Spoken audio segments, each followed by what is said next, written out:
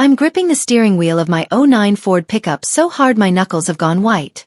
The engine's still ticking hot from the 40-minute drive, and I can smell transmission fluid on my coveralls from the emergency repair I just finished at Pete's Auto Repair. Through the windshield, I see her. Becca. My daughter.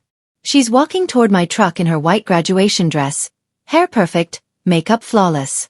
But her face. God, her face twists with something worse than anger. It's shame. Pure shame. She reaches my window and the words come out fast, like she's been rehearsing them. Mom, I need you to leave. Please. Don't come inside. My heart stops. Behind her, I see Vanessa Sterling stepping out of a champagne-colored Mercedes, her silk dress catching the Kentucky sun. She's smiling. That sharp, knowing smile. She's watching my daughter destroy me, and she's loving every second of it. Becca, I drove 40 minutes. I start, but she cuts me off. That's the problem, Mom. You always look like you just drove somewhere. Vanessa's right. You don't fit. The ceremony programs slip from my hands, fluttering onto the asphalt like wounded birds. In my glove box, there's an envelope. University seal. They don't know what's inside. Nobody does. To continue, please smash the like button, subscribe and hit the notification bell so you never miss our stories. Drop your comments if family ever betrayed you. Let's get this to 1 million likes. Through my cracked windshield, I watch Vanessa glide over like she owns the world. She places a perfectly manicured hand on Becca's shoulder, and I want to scream. That's my daughter. Mine. Jolene, Vanessa says, her voice dripping with fake sympathy. Perhaps it's best. Today is about Becca's future, not the past. The past. That's what I am to them now. I see Kyle hanging back near the entrance, his eyes avoiding mine like they always do. The coward. 2 years of this. 2 years of watching them remake my daughter into someone who's ashamed of where she came from. Becca won't even look at me now. I've worked on her college applications, Vanessa continues, and my stomach twists. We've positioned her for Princeton. Appearances matter, surely you understand. Princeton. The school I could never afford. The life I could never give her. My hands shake on the steering wheel, but it's not from weakness. It's from knowing what's about to happen. Positioned her, I repeat quietly. Vanessa's smile widens. She thinks she's won. She has no idea what's coming. I reach across the torn seat and pull out the envelope. Embossed university seal. My name in formal script. Jolene Marie Murphy. Inside, the letter reads, Distinguished Scholar Recognition Ceremony, Sterling Innovator Award recipient. Today. Same auditorium. Same time. The award named after Vanessa's dead father. The one she failed to win 8 years ago. The failure that derailed her entire academic career and turned her into Kyle's trophy wife. I've told no one about this. Not Kyle. Not Becca. I wanted it to be a surprise. Something to make my daughter proud. Now it's something else entirely. Through the windshield, I watch Becca walk away, Vanessa's arm draped around her shoulders like she owns her. You have no idea what's about to happen, baby girl, I whisper. I check my reflection in the rearview mirror. Grease smudge on my cheek. Hair in a practical ponytail. Coveralls stained from years of hard work. I pocket the letter and step out of the truck. My legs are steady. My heart is pounding. But I'm not backing down. Not today. The auditorium lobby smells like graduation flowers and expensive perfume. Parents in their Sunday best cast glances at my coveralls. Some look sympathetic. Most look judgmental. I see Vanessa's social circle clustered near the VIP seating. The country club wives who've made sport of excluding me from every school event for 2 years. Teresa Hammond whispers something to her friends, and they all look my way, smirking. I don't weaver. An usher approaches, young guy with a tablet, looking confused. Ma'am, are you here for the high school or university ceremony? He asks. Both, I say simply. His confusion deepens. He checks his tablet, scrolling. Then his eyes go wide. Like really wide. Ms. Murphy? Oh my God, please follow me. You're supposed to be backstage. The whispers around me intensify like a wave. Vanessa's head snaps toward me, her face a giant question mark. I smile. Actually smile. and I walk toward the stage entrance, past all of them, feeling their eyes burn into my back. They have no idea what's about to happen. Behind the curtain, Dean Patricia Whitmore grabs both my hands like we're old friends. "Jolene, we've been trying to reach you all morning." "Your phone was off," I say. "I was working." She looks at my coveralls, and I brace for judgment. But what I see in her eyes isn't judgment. It's awe. "Your thesis changed everything," she says, breathless. "The engineering department is already implementing your hydraulic efficiency model. The Sterling Foundation Board is here specifically to meet you." My stomach drops. The Sterling Foundation. Vanessa sits on that board. Or claims to. "When we announce your award, you'll need to say a few words. 5 minutes maximum. Can you do that?" Through a gap in the curtain, I see Becca sitting 3 rows back. Vanessa beside her. Kyle on her other side. The perfect blended family. My daughter laughs at something Vanessa whispers, and that sound cuts through me like glass. "That laugh used to be mine." "I can do that," I tell the dean, pulling my eyes away. "I've got a lot to say." The lights dim. Pomp and Circumstance begins playing, and I watch from the wings as the high school graduates process in. Becca's near the front, her face glowing with accomplishment that has nothing to do with me. The principal gives opening remarks about futures and dreams. Then Dean Whitmore takes the podium. Before we proceed with diplomas, we have a special combined ceremony today. The university is proud to present the annual Sterling Innovator Award, established by the late Marcus Sterling to recognize groundbreaking work in engineering and applied sciences.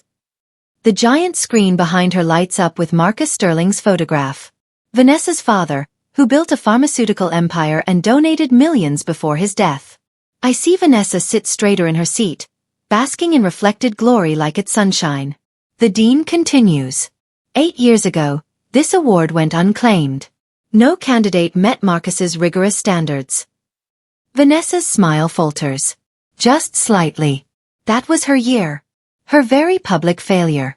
The room holds its breath.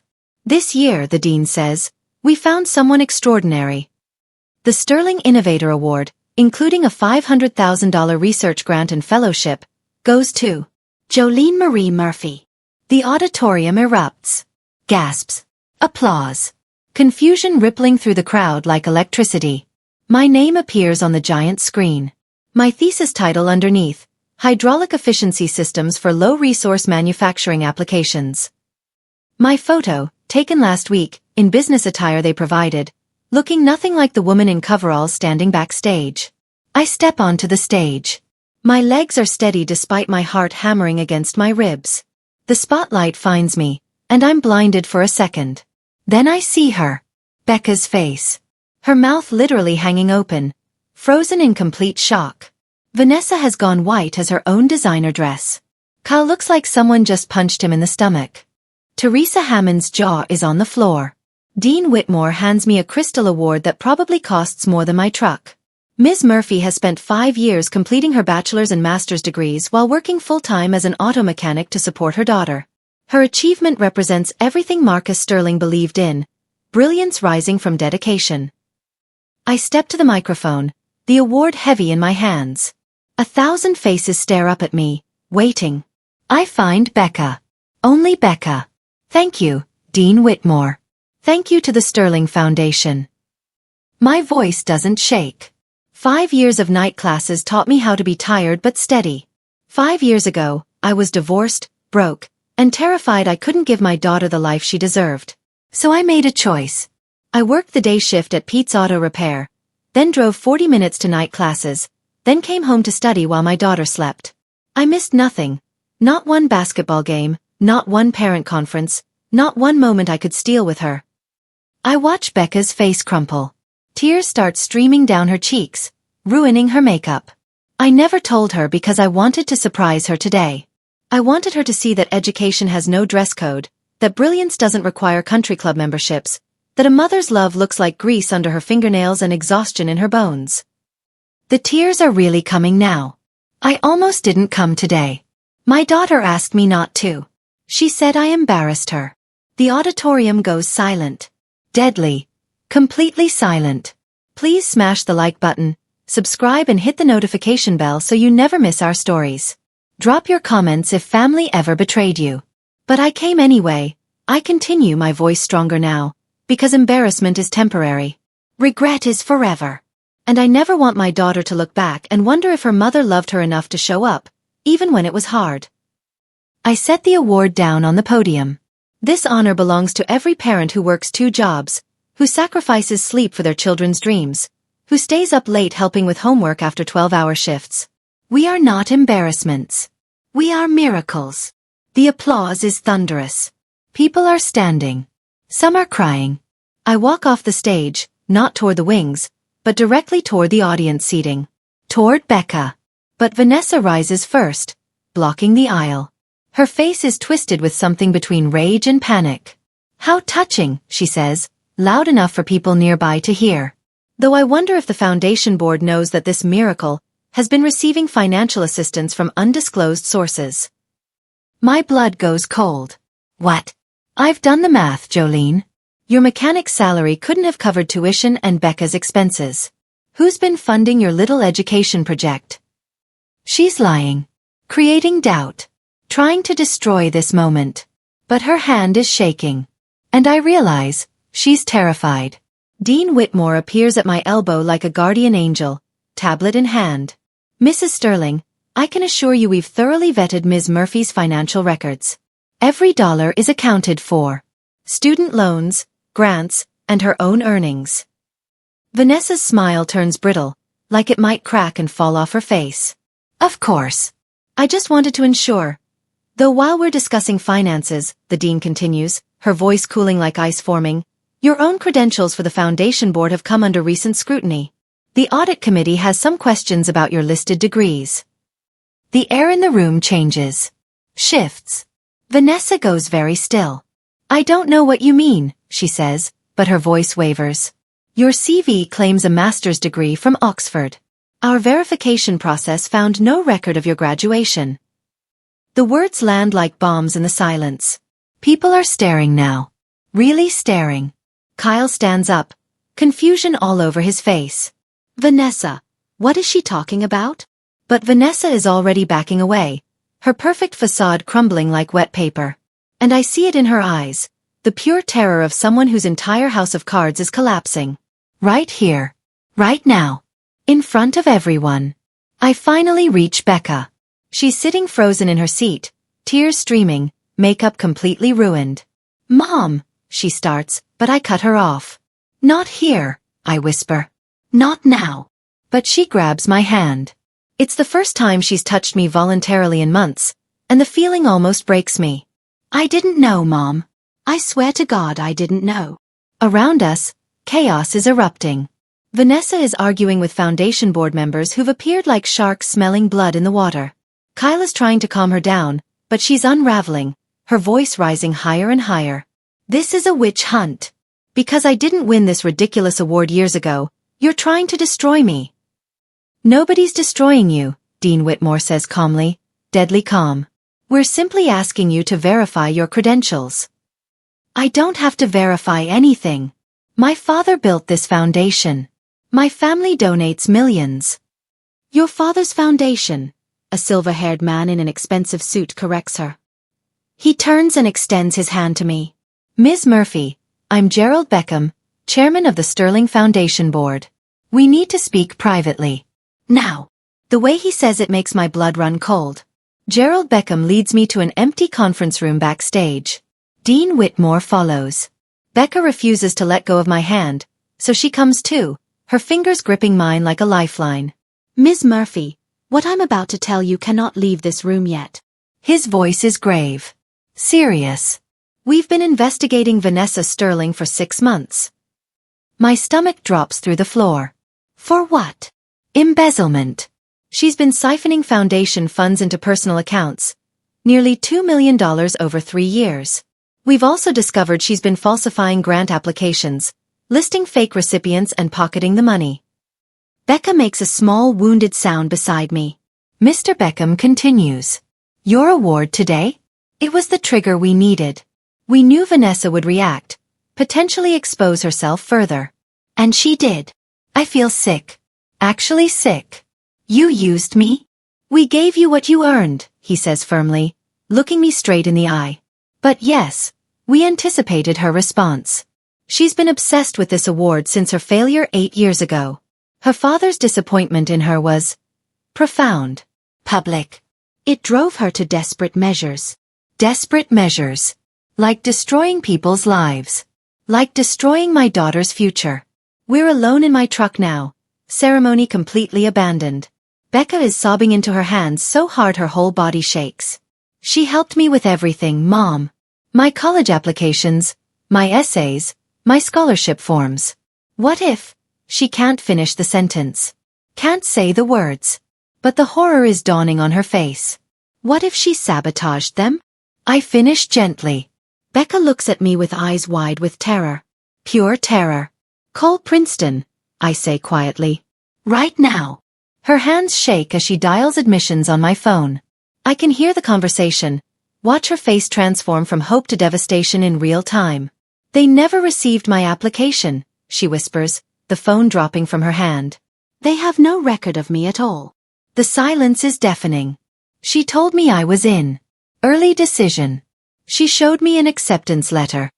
Forged. All of it forged. While I was working myself into exhaustion, believing my daughter was set up for success, Vanessa was systematically destroying her future. Why? Becca whispers. Why would she do that? I pull her close, feeling her shake against me. Because keeping you dependent kept you close. Kept her relevant. Kept you from asking questions. Please smash the like button, subscribe and hit the notification bell so you never miss our stories. Drop your comments if family ever betrayed you. Kyle appears at my truck window like a ghost, pale and shaking. Jolene, please. I need to talk to Becca. You need to leave, I say, my voice hard as steel. But Becca opens her door. No, let him talk. Let him explain how he let that woman destroy my life. Kyle looks aged, broken, like he's lived 10 years in the last hour. I didn't know about the applications. I swear to God I didn't know. But you knew she was lying about her degrees, Becca says, her voice cutting like broken glass. Didn't you? His silence is the answer. The damning, horrible answer. You knew, Becca continues, standing now, facing him. And you let her pretend. You let her act like she was better than Mom. You let me believe Mom was the embarrassment when she was getting a master's degree and Vanessa was a fraud. It wasn't like that, Kyle starts, but Becca cuts him off. What was it like, Dad? Her voice breaks. Explain how you watched me reject Mom for 2 years and never said a word. Explain how you let Vanessa poison me against the one person who actually sacrificed everything for me. He has no answer. No defense. Nothing. By evening, it's all over the news. Every channel. Prominent socialite arrested for foundation fraud. Video footage of Vanessa in handcuffs, screaming at reporters, her perfect hair disheveled, designer dress wrinkled. Kyle's face in the background. Destroyed. The news anchor details the charges like reading a grocery list. Embezzlement, fraud, forgery, tax evasion. The Sterling family fortune, what's left of it, is frozen. The house, the cars, the country club membership. All tied up in the investigation. Becca watches from my tiny apartment above Pete's garage. It's the first time she's been here in a year. She looks around slowly at my sparse furniture, my used textbooks still stacked on shelves, my framed photo of her as a baby. Still sitting on the kitchen counter where it's always been. You lived like this, she says quietly, while paying for my basketball camp? My class trip to New York? My prom dress? Yes, I say simply. Why didn't you tell me things were tight? Because you were a child. My job was to give you childhood, not burden you with adult problems. She starts crying again. Silent tears this time. The kind that hurt more. Dean Whitmore calls 2 days later. Becca has barely spoken, barely eaten. She's been sleeping on my couch, processing her shattered world. Jolene, we've reviewed Becca's academic records. Her transcripts are extraordinary. We'd like to offer her a full scholarship to our university's engineering program, with a personal letter of recommendation from you. I look at Becca, who's been staring at the ceiling for an hour. I'll ask her. When I relay the offer, Becca shakes her head. I don't deserve it. Not after what I did to you. This isn't about deserve, I say, sitting beside her. It's about potential. Your potential. I threw away everything you built. I chose her over you. I told you not to come to my graduation. Her voice cracks. How can you even look at me? The question hangs in the air between us. Because you're my daughter. And you were manipulated by an expert. And because forgiveness isn't about forgetting. It's about choosing love anyway. I don't know if I can accept that. From myself. Then we work on that, I say, taking her hand. Together. Starting with you accepting this scholarship. Not for me. For you. 3 months later, I'm sitting in a courthouse, subpoenaed to testify about Vanessa's fraud. She's across the room in an orange jumpsuit, her hair dull, face gaunt. Prison has stripped away all her polish. The prosecutors walk me through the timeline. How Vanessa met Kyle at a charity event right after her Oxford fraud fell apart in her previous life in Boston. How she reinvented herself in Kentucky. How she used Marcus Sterling's foundation as her personal bank account. Then the defense attorney stands, expensive suit and cold eyes. Ms. Murphy, isn't it true you benefited from Mrs. Sterling's downfall? You received a prestigious award, media attention, your daughter's renewed affection. Objection, the prosecutor snaps. But I answer anyway. I benefited from my own work. Vanessa's crimes had nothing to do with my achievement. Yet you must feel some satisfaction seeing her. I feel sadness, I interrupt, looking right at him. Sadness that someone with her advantages chose fraud over honesty. Sadness that she hurt my daughter to feed her ego. But satisfaction? No. This whole situation is tragic. Vanessa's eyes meet mine across the courtroom. For just a second, I see something break in them. Guilty on all counts. Vanessa receives 8 years in federal prison. As they lead her away, she looks directly at me. No apology. No remorse. Just cold, pure hatred. Outside the courthouse, reporters swarm like locusts. Kyle pushes through them toward me. Jolene, please.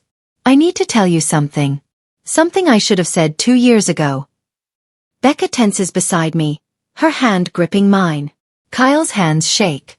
He looks broken. Destroyed. I never stopped loving you. Leaving you was the biggest mistake of my life. Vanessa was. She made me feel successful. Important. Like I was more than a mechanic's husband. But it was all fake. I was fake. I know, I say simply. That's why it ended. I want to make this right. I want us to try again. For Becca's sake. No. Becca's voice cuts like glass. Sharp and clear. Don't you dare use me as an excuse. You don't get to waltz back into Mom's life because your trophy wife turned out to be a criminal. Kyle's face crumples. Becca has never spoken to him like this before. You made your choice, Dad. Live with it. I look at Kyle. Really look at him. The man I loved for 15 years. The father of my child. The coward who abandoned us for a shinier life. Kyle, I don't hate you. I don't even blame you anymore. You made choices, and you're living with them. But we're not a consolation prize. Becca and I aren't your backup plan now that your first choice imploded. His face crumples. I loved you, past tense, I say. Exactly. I take Becca's hand, squeeze it tight. I spent 2 years working myself to exhaustion, watching my daughter reject me, believing I wasn't enough. But I was always enough. I just needed to see it myself. And now I do. So that's it? After everything we had. After everything we had, you chose to leave. And I chose to survive. Now I'm choosing to thrive. Without you. We walk away, past the reporters, past the cameras flashing. Becca squeezes my hand back. Mom, that was the most badass thing I've ever seen. I smile despite everything. Learned from the best. She laughs. Actually laughs. It's the first time in months, and the sound is everything. Please smash the like button, subscribe and hit the notification bell so you never miss our stories. Drop your comments if family ever betrayed you. 6 months later, my new office at the university has a window overlooking the engineering quad. There's a nameplate on my door. Dr. Jolene Murphy, Associate Professor of Mechanical Engineering. My thesis is being implemented in manufacturing plants across 3 states. The $500,000 grant is funding research that could change low-resource manufacturing forever. Becca knocks on my door, wearing her university hoodie, carrying blueprints for her first-year design project. We meet for lunch twice a week now. Not like before. That relationship is gone, buried. This is new. Careful. Honest. I'm struggling with the hydraulic calculations, she admits, spreading her blueprints on my desk. Can you help? Office hours are Tuesdays and Thursdays, I say, not looking up from my grading. She blinks. You're making me wait? You're my student now, too. Same rules for everyone. She laughs. Really laughs. You're tough, Professor Murphy. I learned from watching my daughter navigate the world I gave her. She taught me you don't get self-respect by taking shortcuts. Becca's smile fades. I'm still sorry. Every day. For what I said. For what I believed. I know. And every day, I choose to love you anyway. That's what forgiveness looks like. Not forgetting but choosing love. Kyle shows up at my apartment on a Tuesday night without warning. He looks terrible. Unshaven, weight lost. Haunted. Please don't call the police. I just need 5 minutes. Against my better judgment, I let him in. He stays in the doorway, won't come further. I sold the house. Everything. I'm giving half the proceeds to Becca for college. The rest goes to repaying foundation donors who lost money because of Vanessa. I wasn't expecting that. Not at all. I'm moving to Ohio. Starting over. Working construction. I can't stay here with everyone knowing what I enabled. His voice breaks. But before I go, I need to say this. You were right. About everything. And I'm sorry. Not because I want you back. I know that's impossible. But because you deserved better, and I didn't give it to you. Becca deserved better. Kyle. I start but he holds up his hand. Let me finish. Please. You are the strongest person I've ever known. And I spent our marriage making you feel small because I was terrified of how much bigger you were than me. I'm sorry. He turns to leave. Then stops at the door. Thank you. For raising our daughter right. For showing her what real strength looks like. Then he's gone. Becca finds out about Kyle's visit through mutual friends. She storms into my office the next day, fury written all over her face. He came to see you? He's leaving? Yes. I say simply. And you didn't tell me? It was his story to tell you, not mine. She paces my small office, furious. Then she breaks down, sliding into the chair across from my desk. I don't know if I can forgive him. I don't know if I should. That's okay, I say gently. Forgiveness isn't mandatory. You get to decide what relationship, if any, you want with your father. No pressure from me. None. But you forgave him. Didn't you? I could hear it in your voice when you talked about it. I consider this carefully. Really think about it. I released him. That's different from forgiveness. I let go of my anger because carrying it was hurting me, not him. But release doesn't mean reconciliation. He's not in my life anymore. That's my boundary. My choice. Becca nods slowly, understanding dawning. I think I need to write him a letter. Everything I need to say. And then decide if I send it. Then that's what you do, I tell her. You're healing your way. 1 year later, the Sterling Foundation has been completely restructured, renamed the Marcus Sterling Integrity Foundation. They're hosting a gala to celebrate their recovery and new mission. I'm the keynote speaker. Becca is my date, stunning in a borrowed dress, her engineering coursework making her eyes light up when she talks about her projects with other students. Gerald Beckham takes the stage to introduce me. Last year, we almost lost everything to corruption. This year, we've not only recovered but expanded our mission. And we owe much of that to Dr. Jolene Murphy, whose grace under scrutiny and commitment to real achievement reminded us what our founder truly valued. The audience applauds. I see faces from that graduation day. Teresa Hammond and her country club friends, now respectful and distant. The dean. My colleagues. Everything has changed. Becca leans over and whispers, "A year ago, I thought Vanessa was the classiest person I'd ever met. Now I know class has nothing to do with money. I smile. What's it about then? Showing up. Doing the work. Being real. I squeeze her hand. Exactly. 2 weeks after the gala, I receive a letter. Prison postmark. Vanessa's handwriting. My hands shake as I open it. The words are messy, rushed, desperate. Jolene, I'm not writing to apologize. You wouldn't believe it anyway. But I need you to know something. I hated you from the moment Kyle mentioned you. Because you had what I never could. The ability to build something real from nothing. I spent my whole life faking credentials, buying respect, performing success. You just were successful. Without trying to be anything but yourself. That killed me. I keep reading, my heart pounding. The day of the graduation, seeing you in those coveralls, I thought I'd won. Then they called your name for my father's award, and I realized you'd already won. Years ago. Without even knowing we were competing. I destroyed your daughter's future because I couldn't stand watching you succeed where I'd failed. That's unforgivable. I know. But maybe it helps you understand. It was never about you being less. It was about me knowing I was. I set the letter down. Becca finds me crying at the kitchen table. Mom? What's wrong? Nothing's wrong, I say, wiping my eyes. Something's just finished. 18 months after that graduation day, I'm sitting in a cafe on campus, grading papers, when someone slides into the seat across from me. Becca. She's holding an envelope. I wrote him back. Dad.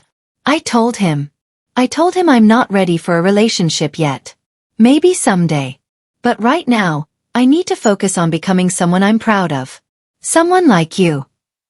Becca. I start, but she shakes her head. Let me finish.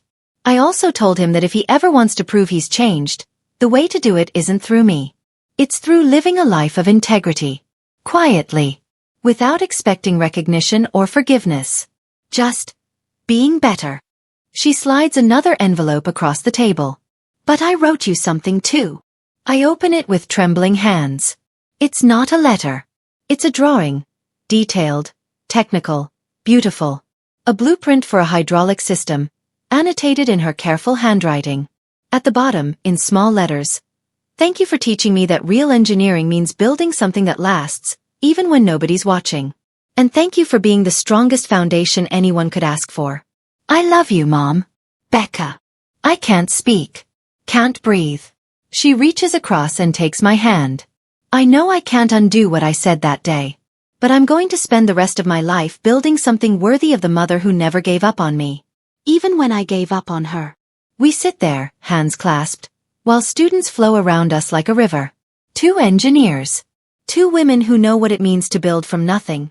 So, Becca says, smiling through tears, tell me about this new grant project. I heard you're looking for research assistants. And just like that, we begin building again. Together. From a foundation that will never crack.